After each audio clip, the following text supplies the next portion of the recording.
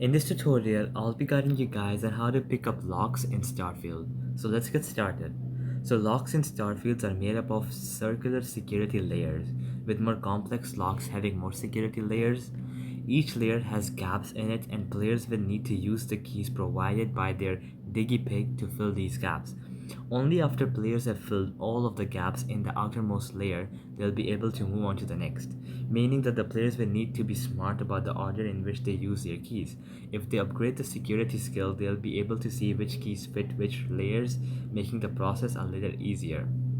With this in mind, the fastest way to pick up a lock in Starfield is to cycle through all of the available keys using the shoulder buttons until finding one that fills all of the gaps in the outermost layer.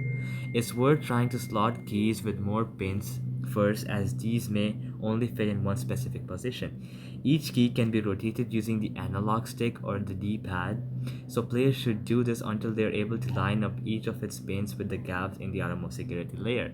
With more complex locks, it's better to line up all of the keys needed to complete a layer before actually slotting them. After positioning a key so that all of its pins are correctly lined up in the gaps, players can press the A button to slot it, and then move on to the next key.